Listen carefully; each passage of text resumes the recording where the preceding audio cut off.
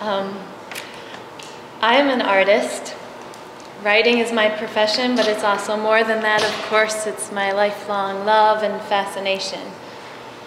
And I don't expect that that's ever going to change. But that said, something peculiar has happened recently in my life, which has caused me to kind of recalibrate my relationship to this work. And the peculiar thing is that I recently did this piece, this project, which decidedly unlike any of my previous pieces, I went out into the world and it became this big sensation thing. The result of which is that everywhere I go now, people treat me as if I'm doomed. Seriously, doomed. Like they come up to me and they're all worried and they're like, "Aren't you afraid? Aren't you afraid you're never gonna top that? Aren't you afraid that you're gonna keep working your whole life and never again produce anything that anybody in the world will care about ever again?" Like that, you know? But it would be worse, except for that I happen to remember that when I was growing up, when I was a teenager, I used to tell people, you know, when I wanted to tell them that I wanted to be an actress, I was met with the same kind of fear-based response. People would say, "Aren't you afraid you're not going to have any success? Aren't you afraid that the humiliation of rejection will kill you? Aren't you afraid that you're going to keep working your whole life at this craft and nothing's ever going to come of it and you're going to die on a scrap heap of broken dreams with your mouth filled with bitter ash of failure?" And the answer to all those questions is yes. Yes, I'm afraid of all those things. And I always have been. And I'm afraid of many, many more things besides that people can't even guess at, like slugs and other things that are scary. But when it comes to art, the thing that I've been thinking about and wondering about lately is why, you know? Is it rational? Is it logical? That anyone should be expected to feel afraid of the thing they feel they've been put on this world to do? And what is it specifically about creative ventures that makes us all a little bit nervous about each other's mental health in the way that other careers kind of don't do, you know? Like my dad, for instance, was a real estate broker, and I don't recall once in his 40 years of brokering anyone ever asking if he was afraid to be in real estate. You know, like, got brokering block, Thomas? How's it going? You know, it just didn't come up that way. But to be fair, real estate brokers as a group haven't really earned a reputation over the centuries as being alcoholic manic depressives, and we writers, we kind of do have that reputation.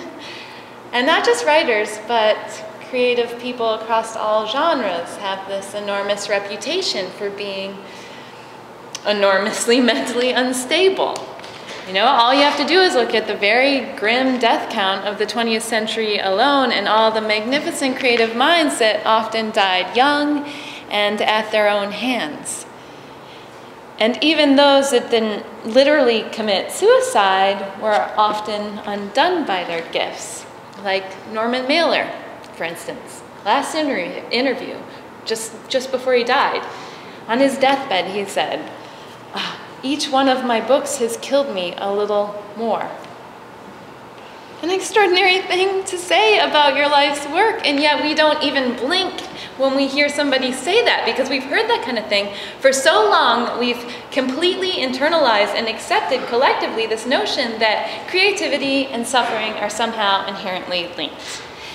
And artistry, in the end, will always ultimately lead to anguish. So the thing I want to ask everyone here tonight is, are you guys all cool with that idea? Like, are you comfortable with that? Because if you look at it from even an inch away, I'm not at all comfortable with that idea. I think that it's odious, and I think that it's dangerous. And I don't want to see it perpetuated into the next century. You know, I think better encourage our great creative minds to live. And I know for me, given my particular situation, it would be very dangerous for me to start leaking down that dark path of assumption, particularly given the situation I'm in right now. Because check it out, I'm still pretty young. I'm only about 30 years old. I probably have another 4 decades of work left in me, and it is exceedingly likely that anything I do from this point forward is going to be judged by the world as the work that came after this. It's exceedingly likely that the greatest success is beyond me. So, Jesus, you know, what a thought. You know, that's the kind of thought that leads someone to drinking gin at 9 o'clock in the morning, and I don't want to go there. I prefer to keep doing this work that I love. And so the question becomes, how? And it seems to me, upon a lot of reflection, that the way I need to work now in order to keep creating is that I need to create some sort of psychological construct, right? I need to find some sort of way to have a safe distance between me as I am creating and my very natural anxiety about what the reaction to that creation is going to be from now on. And so as I've been looking over the last year for like models about how to do this, I've been kind of looking across time, and I've been looking to see if there are other societies that might have had better and saner ideas than we have about how to help creative people manage the kind of inherent risks that come with creativity. And that search has led me to ancient Greece and ancient Rome. So stay with me, because it does circle back around. Okay? So in ancient Greece and ancient Rome, right, people didn't believe that creativity came from human beings. They believed that creativity was like this divine attendant spirit that came to human beings from some distant and unknowable source for distant and unknowable reasons. The Greeks famously called these divine attendant spirits of creativity daemons. Socrates famously believed he had a daemon who spoke wisdom to him from afar. And the Romans had a similar idea, except they called these kind of disembodied creative geniuses, well, a genius, which is great, right? You know, because the Romans didn't actually happen to believe that a genius was a particularly clever individual. They believed like a genius literally lived in the walls of an artist's studio, kind of like Dobby, the house elf. And would come out and assist the artist with their work and help shape the outcome of their work. So brilliant, right? There it is, that distance, that psychological construct I'm talking about to help protect you from the results of your work. And everybody knew this is how it functioned back then, right? So the ancient artist was protected from things like too much narcissism. Your work was brilliant, couldn't take all the credit for it, right? Everybody knew you had a kind of disembodied genius that helped you with it. If your work bombed, not entirely your fault. Everyone knew your genius was kind of lame. And this is what people thought about creativity in the West for a really long time. And then the Renaissance came and everything changed, and we had this big idea, and the big idea was, let's put individuals, the individual human being, at the center of the universe, right? Above all gods and mysteries, and there's no longer room for mystical beings that take dictation from the divine. And it's the beginning of rational humanism, and we start believing that the self is the center of the universe, and for the first time in history, you start hearing people refer to this or that artist as being a genius rather than having a genius. And I gotta tell you, I think that was a huge error. I think that allowing one mere individual like to believe they are the essence and the font and the source and the vessel of all divine, unknowable, creative energy is like a smidge too much responsibility to put on one fragile human psyche. It's like asking someone to swallow the sun.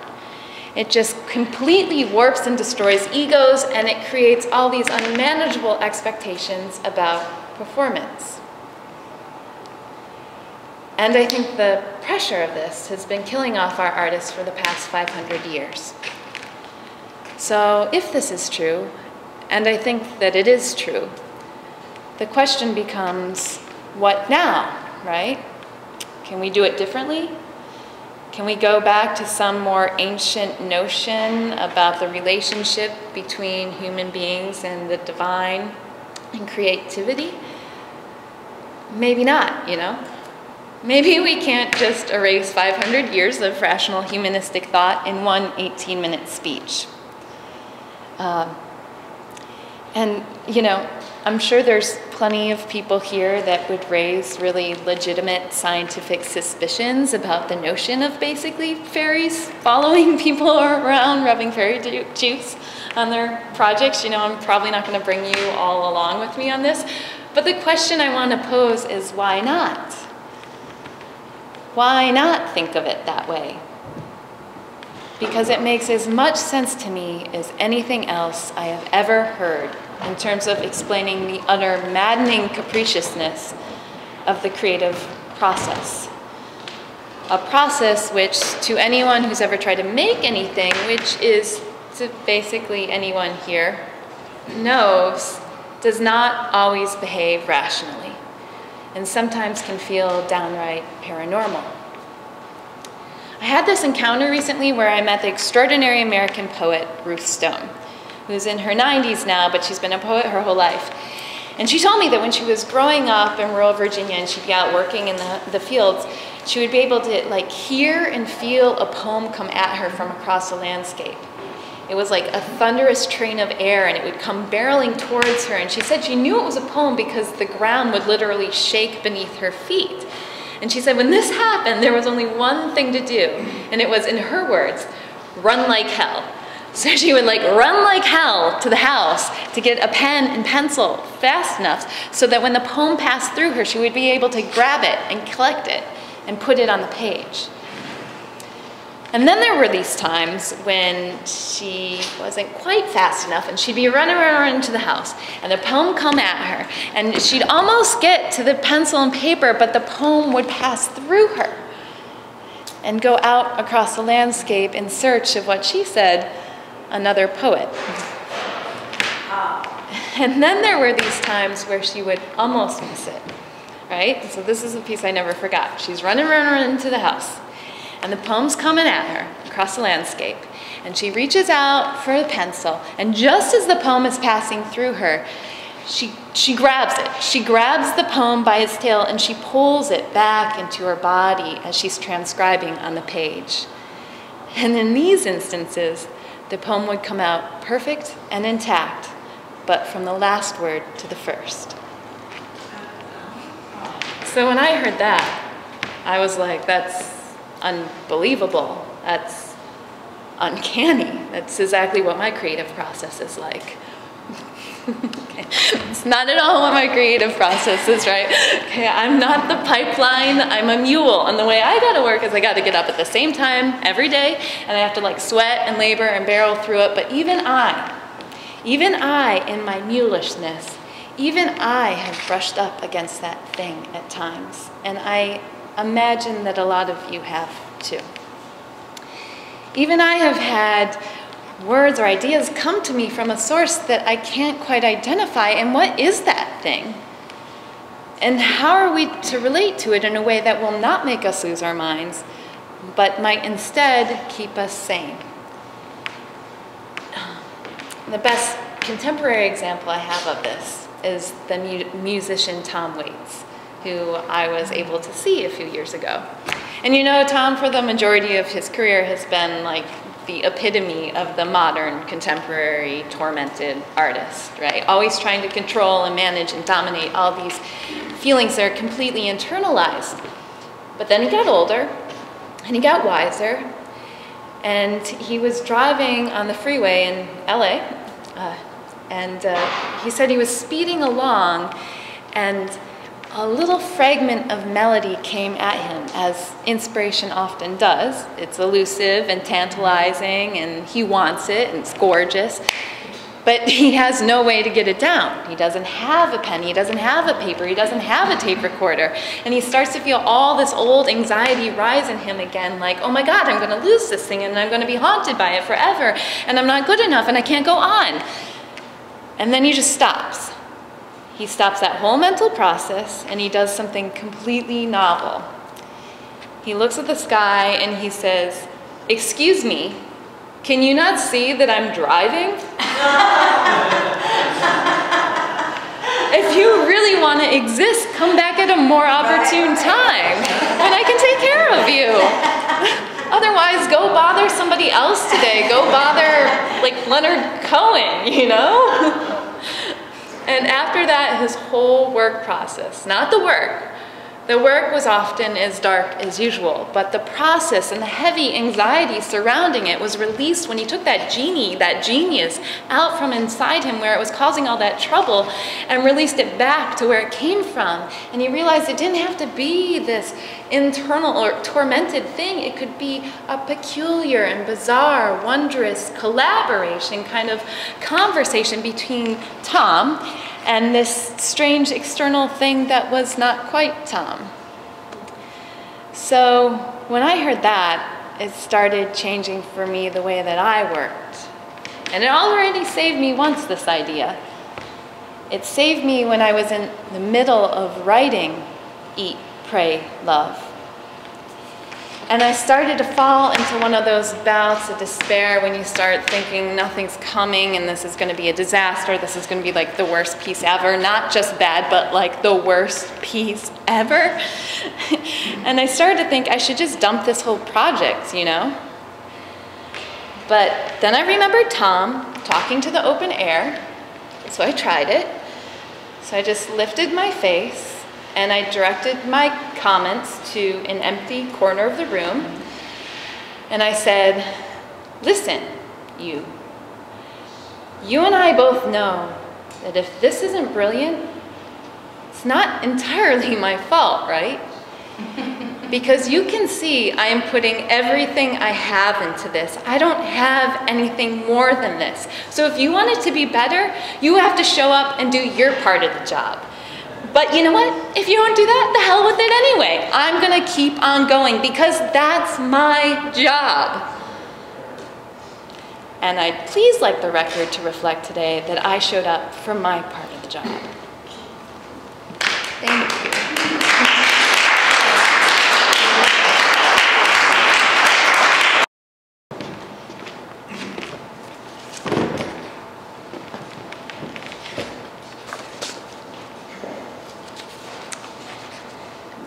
Tonight, back in more familiar surroundings in New York, Los Angeles, we'd like to sum up some findings in Vietnam, Afghanistan.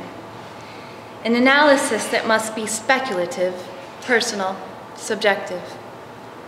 Who won wins hearts, and who lost loses fighters. And the Great Tet Offensive, a repeated insurgent activity against the cities in the mountains. I'm not sure. The Viet Cong Taliban did not win by a knockout, do not weaken or break down. But neither do we. The referees of history will make this a reference to history. Another standoff cloud may be coming. In the big battles comes with the increased victim-initiated IEDs expected south of the, happening south in the demilitarized, decentralized zone. Kayshawn, Kandahar could well fall, will not fall but with a terrible loss of American lives, prestige, purpose, and morale, money. And this is a tragedy of our stubbornness there. On the political front, past performance, West Point's performance gives no confidence, puts much pressure that the Vietnamese on the Afghan government can cope with it to improve its problems. now compounded by the attack on the cities, an election fraught with corruption. It may not fall, it may hold on, but it probably can't show the dynamic qualities demanded of this, the industrialized qualities of these young nation, Western forces, and enduring history and people. Another stand-up cloud. We have been too often disenfranchised by the objectives of American leaders, both in Vietnam and Washington and Afghanistan, to have faith any longer in the silver linings, to have faith any longer in their silver linings they find in the darkest can be found in more clouds. This summer's almost certain stand-up, this winter's almost certain storm will either end in real give-and-take negotiations or terrible escalation, will end in escalation. And for every means we have to escalate, the enemies can match us in their own way. And that applies to the invasion of the North, activity along the border, the use of nuclear weapons, the border's possession of nuclear weapons, or the mere commitment, the huge commitment of 100 or 200 or 30,000 more American troops to the battle, the war. And with each escalation, the world comes closer to the brink of cosmic, to needing rain or shine. To say that we are closer to victory today is to believe in the face of the evidence, to believe in the face of no evidence, optimists who have been wrong in the past to not have been on the ground. To suggest that we are on the edge of defeat is to yield to unreasonable pessimism, to believe a mission can be complete. To say that we are marred in stalemate seems, I say we are marred in clouds, the only realistic, available, yet satisfactory, unworthy conclusion, suggestion. On the off chance that military and political analysts are right, are knowing, in the next few months, we must test the enemy's intentions, the enemy's loyalties, in case this is indeed our last big gasp before negotiations, before troop withdrawal. But it is increasingly unclear, cloudy to this artist, that the only rational lies way out then will be to negotiate, to decide, not as victors, not as debtors, but as an honorable, a hard-working people, some people who live up to their pledge to defend democracy, to defend a country, and did the best they could. They do what they have long committed to. This is Walter Cronkite, Danielle Adair. Goodbye, good night, again, to those friends of distinction.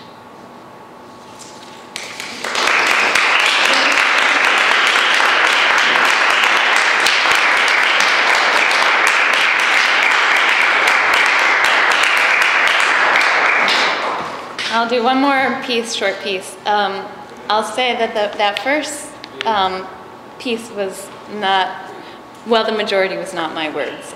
I switched a few of the words, but if anybody has ever watched the TED Talks, the technology, entertainment, and design talks that are online from the annual conferences, that speech was given by Elizabeth Gilbert, who is the author of Eat, Pray, Love, which became the motion picture, in 2009.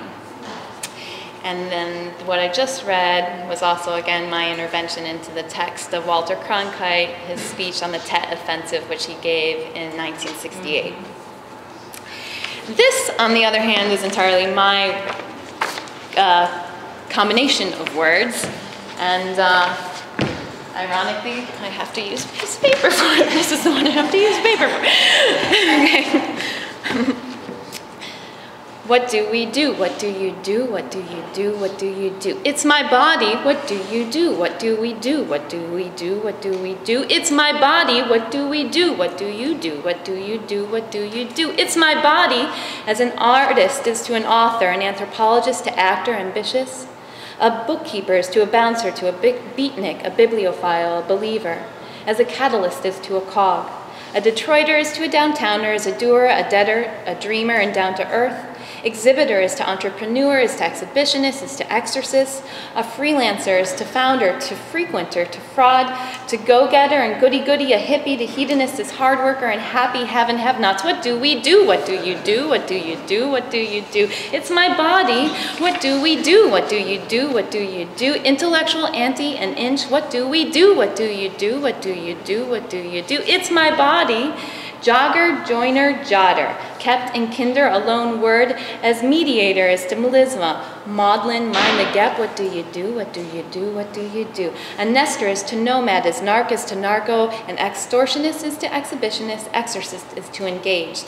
Opportunists and obsessives. Politics exists because the rules within society are imposed, Badu says, a purist to powerhouse. What do we do? What do you do? What do you do? What do you do? It's my body, a quack to quacky, a regular and rapid fire to real, stubborn, savvy, sophisticate, serious to too seriously, risk taker, taskmaster, talesman. What do we do? What do you do? What do you do? What do you do? It's my body, user, used, user, usted, veridical to varietal, bon vivant. A welder is to workaholic, a wanter and wanderlust. What do we do? What do you do? What do you do? Let X equal Y. It's my body, zealot or Zorro, a zapper is zoned out. What do we do? What do you do? What do you do? What do you do? It's my body. What do we do? What do you do? What do you do? What do you do? It's my body.